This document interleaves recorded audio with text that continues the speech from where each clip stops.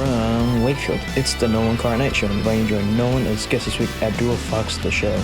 And now, ladies and gentlemen, here's Nolan. And welcome back, ladies and gentlemen, to another edition of the show. And joining me this week, not only is he a former URI Ram, he's a former member also of the St. Pete's team, who was in the news this past spring for their run in the playoffs. He's also a businessman as well. He played many years overseas in Europe, winning championships in a few different countries. He's the one and only Mr. Abdul Fox. How are you doing today? I'm doing fantastic.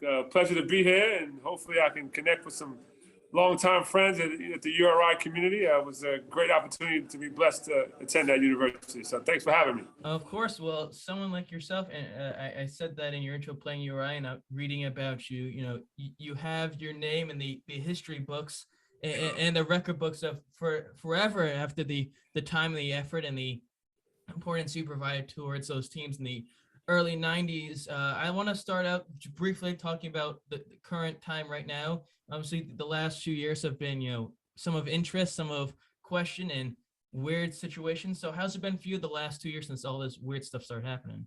The pandemic really took a hit to the fitness industry, which is the industry I'm in. So it took a while for, I think, the government or the people to understand that health and wealth, they go together. So, you need fitness to kind of prevent, the things that are happening or occurring in the world today. So eventually it came back around, and, we took a little dip, but, people are starting to get back out and exercise and feel comfortable coming into the studio. Sure. That there's a gym that used to be near where I live that it had to have been there when you were at URI. It's called Riverbend Fitness. I don't know if that would ring a bell for you.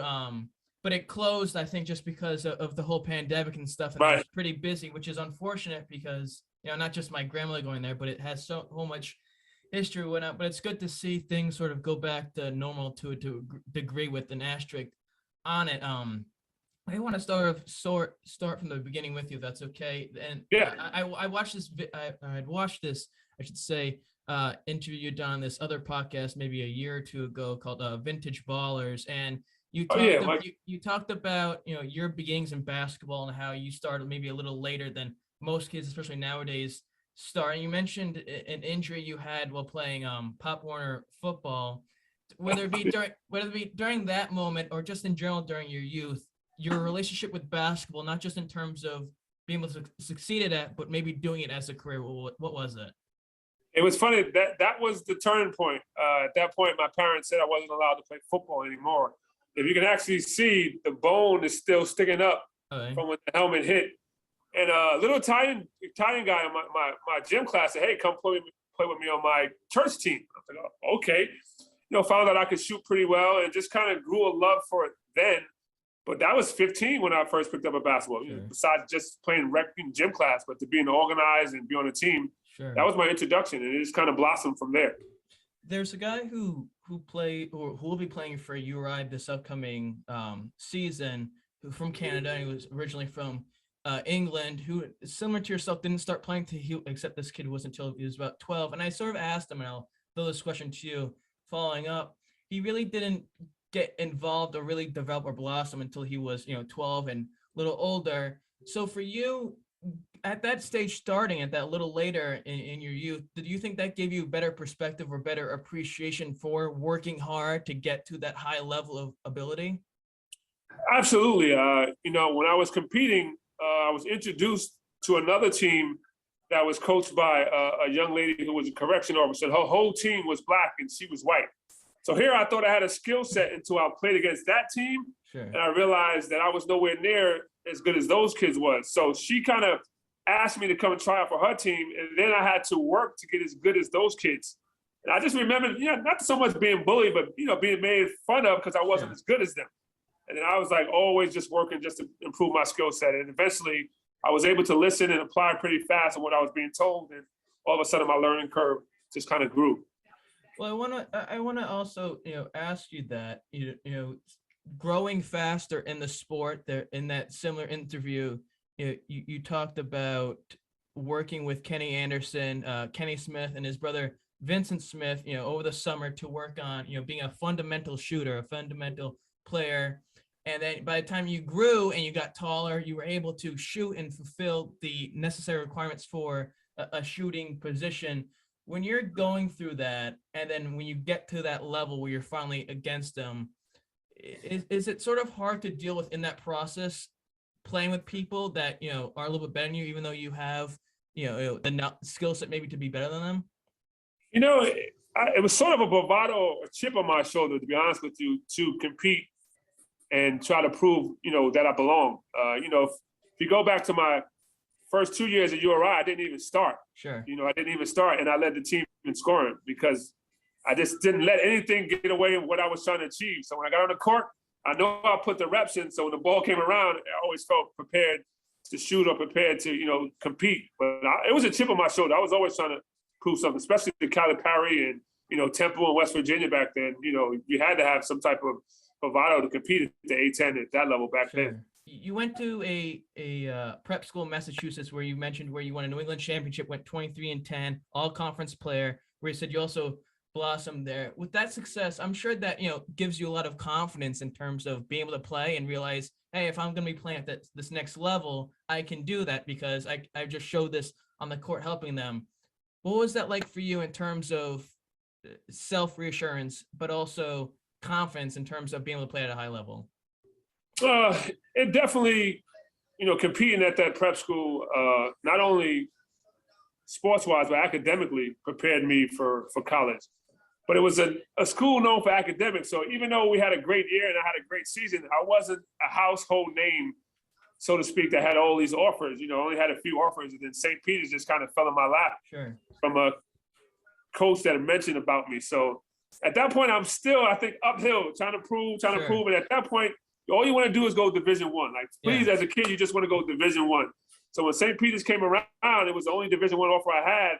Georgia Tech was my first choice, but when they signed Kenny Anderson, it was like, hey, we had a great career. You had a great, senior year. We're good. So it kind of left me, with only St. Peter's on the table, and I just ran with it and didn't really anticipate transferring to URI. It just kind of happened the way things went my freshman year. And at that point, I was just trying to prove that, I belonged at Division I level. Sure. And and that kind of leads into the next question I want to ask you. And it's a little maybe different than others who have had on that maybe have gotten other or more offers, I should say. And I've asked them sort of playing at a high school level or prep league level, that has enough attention in terms of your local communities or regional communities. But then getting that offer, college looking at you, especially D1 schools, that's a whole nother environment to deal with as a young person. How did you deal with that sort of relationship of playing basketball, but then also having important people watch your skill level? Oh, well, I had a great coach and a great supporting cast, mentored me through that whole process. And having Vincent Smith in my corner just, guided me through the whole process, it really made it easy at that point. They were always by my side. My family didn't really come from a basketball background, so they didn't really help me navigate. I just had great people surrounding me to help me make that decision. Well, and I'm sure that helps then to have good people, because nowadays, especially in the NIL world and era of college basketball and college sports in general, a lot of players are looking just for the money, and I don't think they maybe get the whole picture of, you're coming to school to play basketball, not just to play money. Make money, I should say. Speaking of St. Peter's, how was it to see your former school, though you played there for 1 year, to have the run that they had? It was great to watch. It was funny. The coach at St. Peter's, he came up under the same program, so he was also coached by Vincent Smith. So it was just a great nostalgia to see him, take that school to that type of level of success. And it was just, a great memory. Sure. I really had no complaints at St. Peter's. Just it wasn't the right place for me. I want to ask you briefly just on that year at St. Peter's, and I mentioned this about playing at the prep league level. Knowing that, you played well in high school, you played well at the prep league, all conference player. College is a whole different animal, I'm sure, than prep league, and then prep league from high school and high school from middle school and so on and so forth. But when you're playing college, you're playing with kids who maybe have gotten more offers, have higher ranking in that whole system, and all sorts of other stuff. And you have your confidence in playing, what your level is. How much of a reality check is it from the get-go when you're joining a college basketball team, especially a D1 team? Well, you know, practice was another level. Just the repetition, the reps, and then balancing schoolwork at the same time with social life. I didn't really have that issue when I was in prep school. Sure. But just the reps, it was a constantly, you got to be in the gym, you got to improve. And, the coach was very demanding. So, when you look at your schedule when you're a freshman, you see Seton Hall, you see the big schools. So Sure. that's when your eyes light up, you get the opportunity to kind of showcase that you belong at that level. So when I saw those teams, on the conference schedules, when I really tried to, really play at a high level, Sure. so-called in my conference. But my conference then, Lionel Simmons was the big thing. Right. And I remember going against him as a freshman, just trying to prove I belong. But practice is another level. I think, this elite level talent now, college, when you get there, sometimes everyone's as fast as you. You Sure. can't beat everybody off the dribble. You got to develop a skill set. So sometimes I think it's a rude awakening for some of these kids. Sure. And I think nowadays, maybe it's a whole nother animal, and where you have kids who, I'm no basketball player per se. I'm more of a James Jones-esque type of player where I go on the court and I just shoot threes, 8 for 60, but I'm still there. I help produce, and hey, at the end of the day, you make 8, even though you miss 54, you still made 8 or whatever, and maybe you still win championships.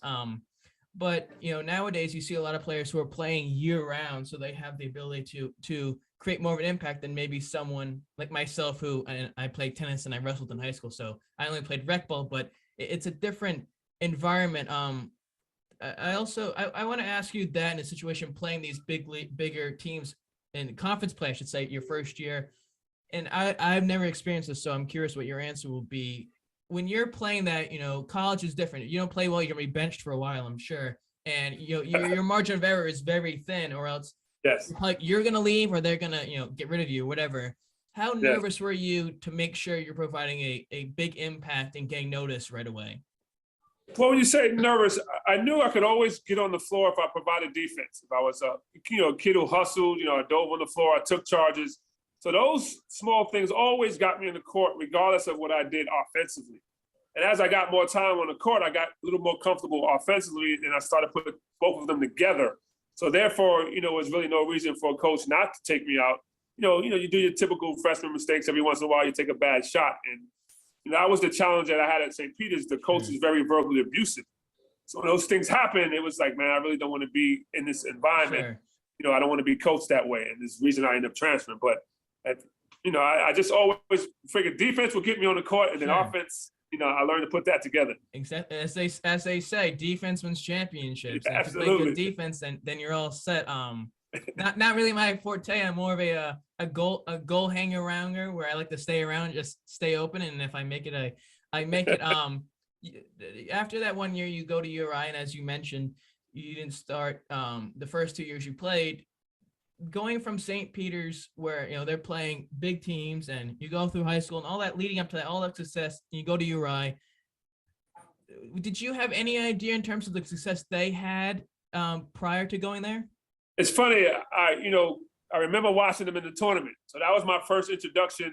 Silk, Tommy Garrett, that whole Kenny Green, that run they had in the tournament. So I remember that. And at that time, Carlos Easterlin, grew up as a predominant popular player in New York. He was at Rhode Island. Sure. So to be honest with you, I looked in the book and I saw that it was only another sophomore in my same position, Okay. Carlos Cofield. So I figured at that point, I'm just competing against someone who's the same year as me, and I thought I would be opportunity to get some playing time. Sure.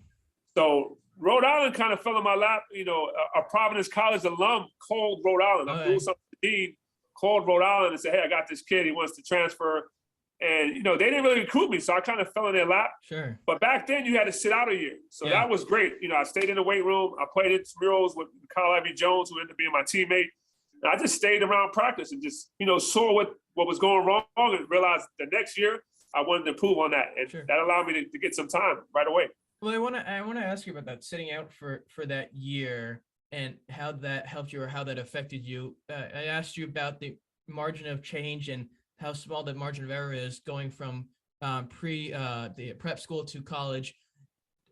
Was that another ego check for you? And I'm not saying you have a big ego, but another where you have to sort of take what's given to you, and then you sort of have to just bid your time until you have the time to shine? Yeah, well, weight room was something I knew I needed. I was a skinny kid coming out of high school, so that gave me an opportunity to lift the whole year.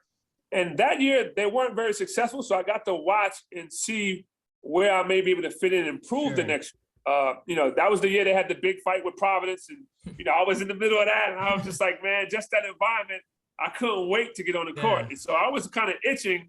That summer I went to summer school and I went to basketball camp that summer. So that next year, I was itching to get on the court, and I was just excited to be at that level because Rhode Island was a step up to St. Peter's. Atlantic 10 was a better conference. Yinka Darby was at West Virginia. George W. West Virginia was in the conference. So I really had to improve my skill set to even play at that, to me, that next level, a collegiate level in that conference. I want to ask you this because I find it very interesting. You alluded to it earlier. Your first year, you had to sit out, and the second year you're playing, and you're starting to develop, and your stats are going up. And then you mentioned in the same interview, Vintage Ballers, how you were 9th in minutes but second in scoring. When you were in that situation, and maybe it's a sort of a Scottie Pippen type of situation where he's getting paid so much less money than what he should be, and he should be playing way more because he's providing so much. But for you, how do you accept that in that situation where you know that you're doing so much, but your playing time isn't what you're doing, especially on that team? Al Skinner preached the team concept. So I'm still fairly new or understanding the value of coaches. So I bought into the team concept. Sure. So at that point, whether I played 20 minutes, where I played 12, where I played 5, the goal was always to win. At that point, you just wanted to go to the tournament. So I never really had an ego where I felt like I knew I deserved to play more, but I checked myself. It wasn't about that. It was about the team success. Sure. But I always thought you compete, and if you compete, you deserve to be on the floor. And there was times I would have 20 points at half. I wouldn't go back in the game. But at the same time, I was just focused on us winning and getting to the tournament. Sure. After sitting out, and then you had that year where your stats blossom, the URI loses in the NIT third round to Utah. Mindset leading into that season in terms of what the team could do and their potential, not only your potential as well. What was it? Well, we knew we were going to be, we had a feeling we could be very good because we had two players in each position. We had 2 point guards. We had two guards. We had 2 3. So you wanted to be on the court. You wanted to play. Sure. You had to maximize your time. And then the practice was so competitive because you wanted to play. Sure. So you was trying to outdo the person who was playing in front of you. So you could honestly take 5 out and put 5 in, and we would still be that good back then. And it was just, it was a great team energy, and it was just like everybody competing to stay on the floor. Yeah. So it was a great time. Well, and that was another way of leading into the question I wanted to ask or follow up. You mentioned how you have 2 of each position, so you're competing with each other. That sort of situation, I'm sure, is another one where you're, team concept. Obviously, you want the team to do well, and you want your teammates to do well, but also you have to have some sort of, chip on your shoulder to say, I'm going to kick this other player's ass on the court because I'm going to play and I'm going to do what I want to do. That situation, how do you separate that from the team concept and vice versa when you're trying to compete at practice? You have your moments. You're not always best friends with your teammate, but when you step on the line, you're competing against another school. So at that point, if someone hits, Carlos and Joyce come through, I'm gonna hit Lou Rowe in the chin. It's just that's just, to me, the code of conduct when you're on a collegiate team. But it got chippy at times because people wanted to play. People wanted to play. Families came to see us, perform, and we got good and we got a little attention. Some media was behind us, so obviously you wanted to be on the court. So when you, whether it be during the NIT run or that season, and when you made the NIT tournament, maybe at the end of the season, was that a moment, or was the following year when you guys made the NCAA tournament more of a moment for you to reflect and say, man, I made it to this high spot on the mountain. I knew I could do it, but I'm happy to see where I made it. You know what? I think, to be honest with you, the NIT team was better. And I think if we would have gotten the tournament that year, we really would have been able to make some noise. Sure. But I don't know if you remember, there was a little gambling scandal that kind of went on. So I think they kind of pushed us to the NIT event if we went to the tournament, there might have been a little more scrutiny in that, some of the, the founders might have came out. But regardless, we had Jeff Kent that year, was just, incredible post player. You had Mike Brown. I mean, we just were real deep that year. Sure. And then that next year, we lost Jason Alexander, who was a predominant great point guard for us. So that NCAA team, we didn't really have him, which I think was critical to our success, going even further in the tournament. That year on that team where you made the NCAA tournament before losing to UNC, on that team, there were, I think, 4 players averaging over 10 points per game, 5 points per game. When you have a team has so many players attributing that amount of statistical help, I mean, it must be a good feeling to realize, okay, I can trust these players and I don't have to worry about having to take over the load more than others. Yeah, when you came out the game, you knew that whoever was subbing you could really spark and, get you 20 points. I think we had a name for the bench. I can't remember what our name was, but we had I think it was the bomb squad, because when we came in, it just went up, you know. So I think we even had a nickname for us coming off the bench that created a little meteor kind of energy as well. And, it was just a great year. I remember when we were playing Purdue, they were talking about the Purdue-North Carolina matchup before we played. Sure. So we had a chip on the shoulder. Like, you're talking about this matchup, they haven't played us yet. So we went in that game, with a big chip on our shoulders to try to prove that, what the media was saying was wrong. Well, and I think that speaks to the type of program that UR runs. Maybe not necessarily nowadays, because the last handful of years has kind of been a rough go for the team. But it speaks also to the Silk Owens and Tom Garrick and Kenny Green team, where they played Missouri and then played Syracuse, where they were saying about Missouri how they were talking about Missouri. Missouri's going to win a great game against Syracuse, and meanwhile they're saying, "What the hell are you saying? We haven't played yet." And that previous coach, Tom Pender, said, "Screw Missouri, screw the commentators. We're going to beat them," and they end up beating them and having a great year. But I think that talks to the type of program that the school has, and I think that's what their new coach, Archie Miller, hopefully tries to bring back to the program. When you finally start your senior year and you're having another year of exceptional, statistical, help for the team, is that a sort of moment where you can sort of like take a sigh of relief that all the hard work that you're putting into and all the effort you're trying to do to get noticed and all the energy you're expensing, paid off? It felt like it did. I was still in the mode of getting better. So, I was, I don't know if you heard, but I threw I became third team my senior year. I threw the trophy across the room because I improved in every statistic, but the team didn't have the success it had, trajectory.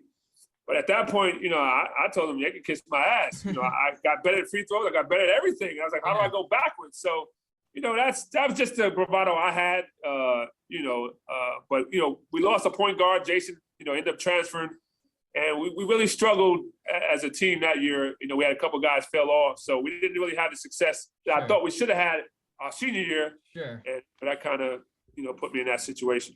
Well, whether it be you or the team going from the previous year to then switching that sort of direction, is that hard to take because of all the work you guys have put in and to see where you guys could be going, but then that's what happens?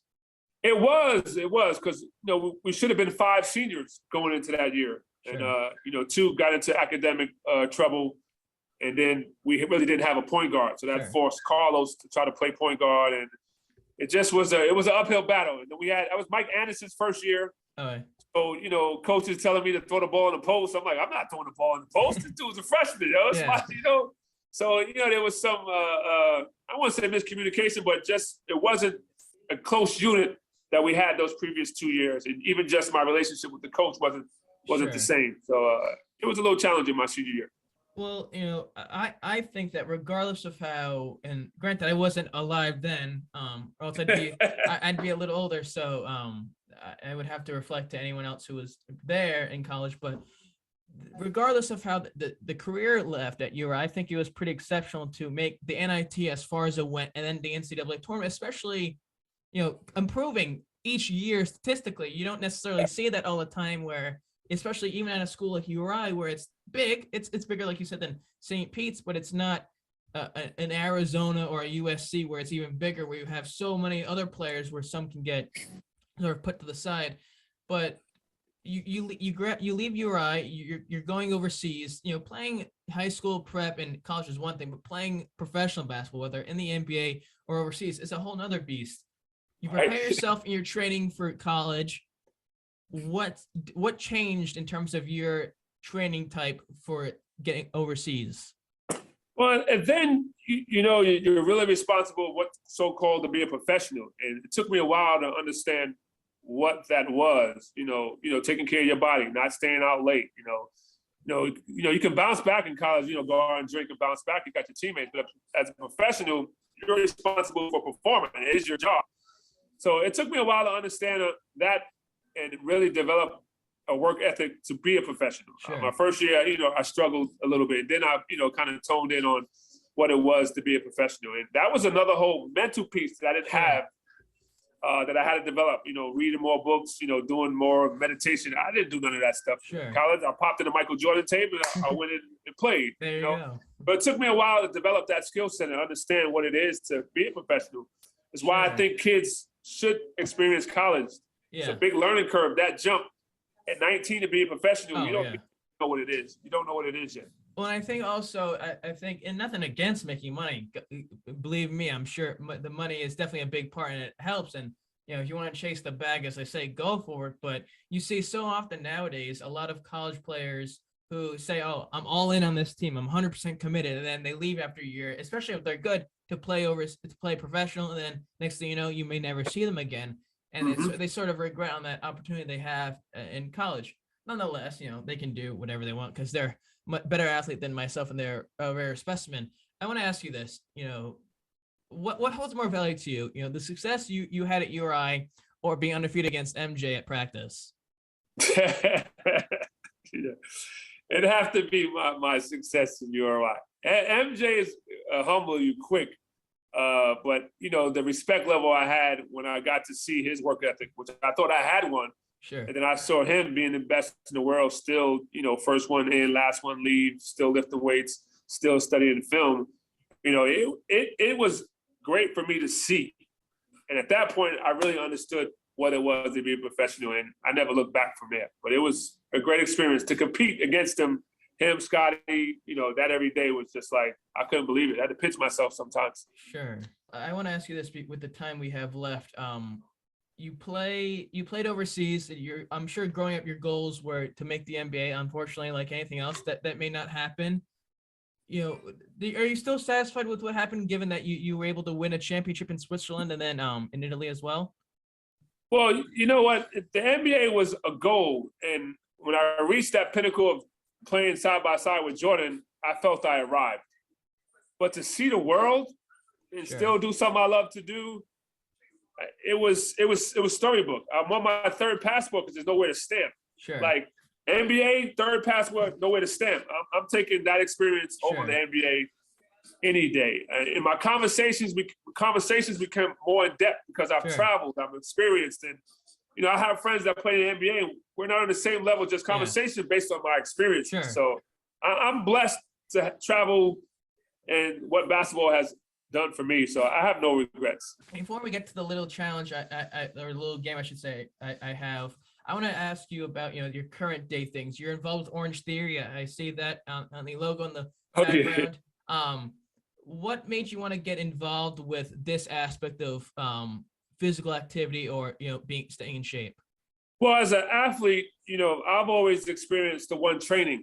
I never knew the reward you get from helping someone. And that was my first taste of what fitness really kind of allowed me to be and become the person I am now. Is I trained someone and they came to me and said, hey, you really changed my life. And I was like, man, I really like the way that felt.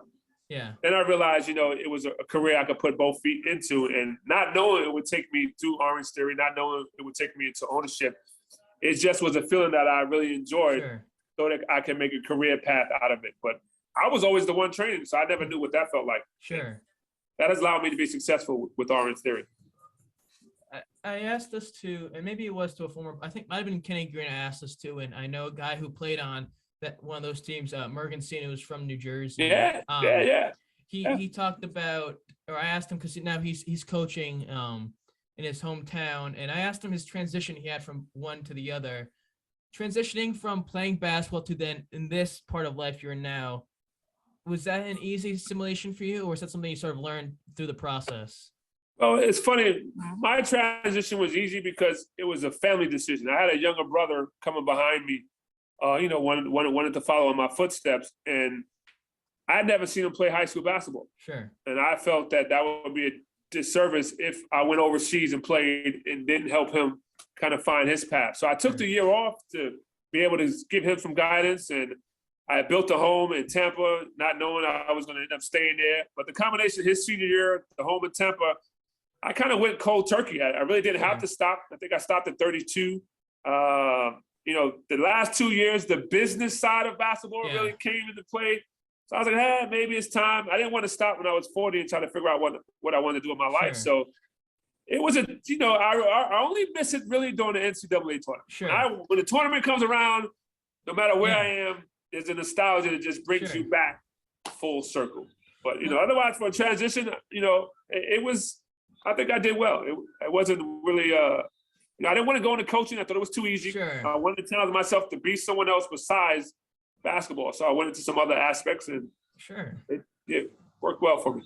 Well, and you talk about nostalgia and stuff, and my dad, I live in South Kingston, so real far distance from the URI campus, which I got a lot of crap for it before I graduated recently, but my dad coaches at the local high school in my town in tennis, and he's been playing for years, or coaching there for many years, and success and all that stuff, and they're in their playoffs right now. And similar to you, I get the nostalgia of wanting to go back out there, especially if the teams aren't doing too well, and I say, man, if I could get in there right now, I could help them a little bit more, but nonetheless, I can only do so much. Now, with the time I have left, the last few minutes, I want to end with the little segment I call it the one-word challenge. So for those out there who have no idea what it is, this is a segment where I put together 5, 6, or 7 topics of people, places, or things. That's something to just my guest, this week being Abdul Fox. And he has to do his best to say a word or two that comes to mind when he hears them. So, are you ready? I'm ready. Queens, New York. Oh, home. Aim High Basketball. Foundation. Vincent Smith. Guru. Al Skinner. No comment. Keeney Gym. Great place to play. Madison Square Garden. Oh, a place we were trying to get to. NIT, game before the Garden. And last but certainly never ever least, Abdul Fox. Humble. Well, I sure hope so. And the time we've had, I definitely can see that happens. Well, sir, I want to say thank you for taking the time to do this. I appreciate it, and to talk with someone like yourself from URI as well, and to share and hear about the stories of your journey to superstardom with URI and helping them have some sort of relevancy. It means a great deal. Oh, thanks for having me, and please send your love to your dad and of course everyone in Rhode Island. I hope to get back soon. I have a few teammates that still live there, so I've been trying to get back and just catch up with them. So I'll make sure I give you a shout when that happens. Well, when you're back here and the URI team is doing a little bit better, we'll sure to, I'm sure, have some fun if you run into each other. Well, they've got a great staff. Sure. The assistant coach, Dwayne Woodward, I know from New York. Sure. Growing up, he had a great college career at Boston College. We played on the same team in Italy, just different years. So I actually spoke to him the other day, and he's saying we're doing some good things. So Sure. I have faith in him. Well, with this time, I usually give the floor to those the guests, if they want to promote or plug anything. So if you have anything you want to put out there or share, go ahead. Nah, my plug was just an event you're watching, stay healthy, stay moving, an event, you don't come to OrangeTheory, an event, find out whatever works for you and just stay moving. Health is important no matter what age you are. Well, with that is true, especially during these times where we're still, not out of it, but we're still in it to a degree. If you want more news and updates regarding the podcast, follow on Twitter, Nolan Night, and on Instagram, Nolan Night Show. Like, comment, subscribe, share, follow that grand stuff. Because down the road, when you see Abdul again, or you see him in person, or wherever it may be, you say, "Holy crap, that episode with him was amazing." That would be the best. And until next week for another edition, this has been Nolan Carr. I hope you have a great night. Take care. Appreciate you, my man.